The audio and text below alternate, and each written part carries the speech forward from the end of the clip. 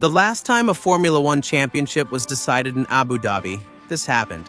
Max Fern wins the race. It's incredible what happened at the end, world champion. Oh my God, Max! Yes! Max Verstappen, you are the world champion, they shouted for him. And the last time a title decider went to the final race with more than 2 drivers having real chances, this happened. Sebastian Vettel, you are the world champion. World champion, well done, enjoy it. And the champion was a Red Bull driver. 15 years later, we're facing a similar situation. In just 6 days, the championship will be decided between Lando Norris, Max Verstappen, and Oscar Piastri. Thanks to what happened in Qatar, we've arrived at what promises to be one of the most exciting finales in Formula One history. And with that come the inevitable questions. Can Norris keep his cool and secure his first world title? Can Verstappen achieve the greatest comeback ever? Or will Piastri be the one to strike after being written off by everyone? In this video, I'm going to tell you exactly what's happening in Qatar, how this completely changed the championship's outcome, and what each driver needs to become champion in Abu Dhabi. McLaren disaster and Max comeback. The weekend started with a very clear message. Oscar Piastri was not going to be anyone's wingman. After a qualifying session where Verstappen made a mistake and Norris could only manage third, the Australian took pole position. But we'll talk about this specific moment later in the video. Then, on Saturday, he dominated the sprint from start to finish, won, gained points on Norris, and proved he was still in the championship race. For his part, Norris took 3rd place, while Verstappen only managed to get 4th position. After overtaking Fernando Alonso and after Yuki Tsunoda gave up his place to him, this raised doubts. Can Piastri keep closing the gap to Norris in the main race? Will Verstappen be able to recover for qualifying and stay in the fight? Will Norris dominate again and be crowned champion? And so we arrive at the main qualifying session where once again it was Oscar Piastri who took pole position. But this time his title rivals were much closer, as Norris finished 2nd and Verstappen 3rd. Most importantly, during his last lap, Norris was set to improve. But a mistake ruined his attempt. And for the first time in a long while, it was Piastri who looked like the biggest threat to Norris. But the important thing, what really defined this Grand Prix, came on Sunday. At the start, Max made one of the moves that determined the outcome of the race. He overtook Norris and took 2nd place behind Piastri. After a few calm opening laps, Nico Hülkenberg attempted to pass Pierre Gasly, but they collided. This caused a safety car that changed everything. McLaren decided not to pit either of their drivers, while the rest of the drivers did. And that decision was what ruined the race for both Piastri and Norris. Red Bull, on the other hand, did the opposite and executed a perfect strategy. And with that, Max dominated with a solid pace as he took the lead after a few laps. He controlled the race and achieved a victory that just hours before seemed impossible. But not only that, due to the strategic error, the McLarens ended up fighting against Sainz and Antonelli. Piastri finished 2nd, and Norris came in 4th.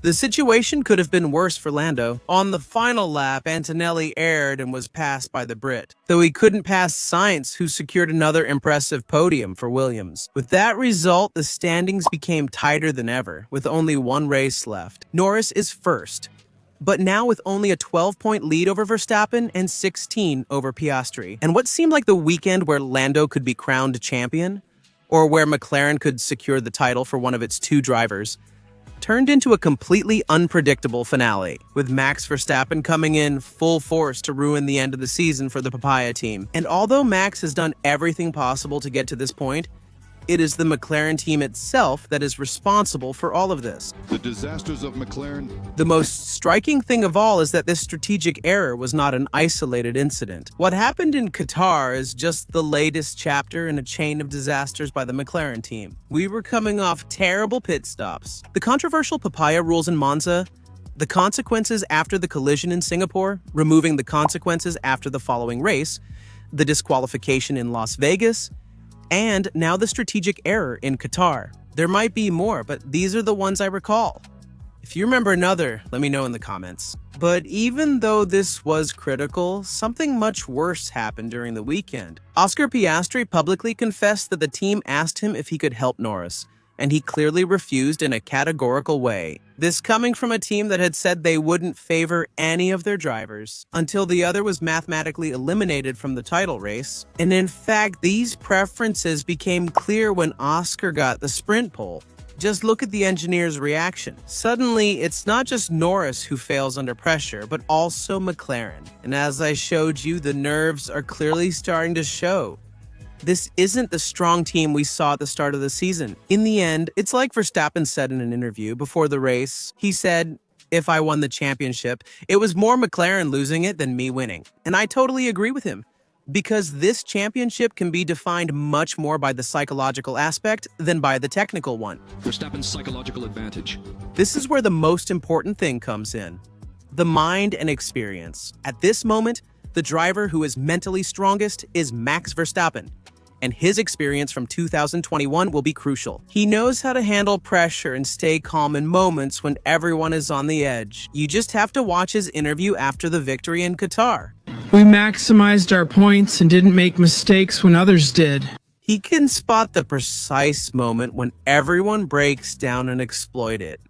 Norris, however, is in entirely unfamiliar territory. He's not driving badly. Actually, he's had some of his best weekends, as I mentioned before. I've repeated several times how solid he looks, but this weekend, he showed something that is concerning. When he has to close, the pressure starts to show. He becomes the same Lando Norris that Max Verstappen broke in Interlagos 2024.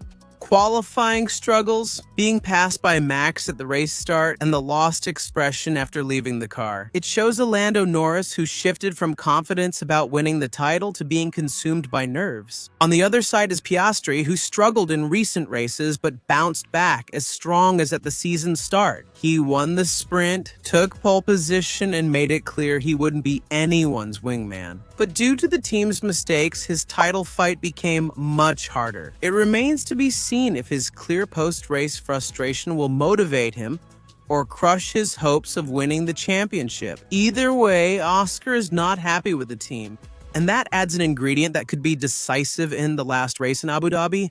McLaren no longer controls Piastri. Now let's look at the exact results each of the three drivers needs to become champion. But first, we're getting closer and closer to reaching 100,000 subscribers. So if you're enjoying this video and want to join this great community, subscribe. Posibles escenarios para Abu Dhabi.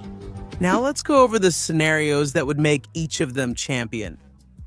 First, Lando Norris. If he finishes first, second, or third, he's world champion, no matter what Max Verstappen or Oscar Piastri do. On the other hand, if he finishes ahead of them, obviously he also takes the title. And if he finishes behind, he won't be crowned if any of the scenarios I'm about to mention happen for Max or for Oscar. In Max's case, he needs one of the following scenarios: to win the race and for Lando to finish fourth or worse, to be second and for Lando to finish eighth or worse, or to be third and for Lando to finish ninth or worse. On Piastri's side, he's the one in the most difficult position out of the three, but he needs to win and for Lando to finish sixth or worse, or to finish second and for Lando to finish 10th or worse, and for Max to finish fourth or worse. Whatever happens, one thing is clear: Max Verstappen has already proven that he is the best driver today, and for me, one of the best in history. For his part, Piastri has already shown that he won't give up and that he'll bring excitement to the last race in Abu Dhabi. And finally, Norris has the responsibility to prove that he is ready to be champion. If nerves don't end up sinking him in the final round, in a showdown that will go down in history. And if you'd like us to do a live stream to watch the final race, leave a like, let me know in the comments, and of course, subscribe.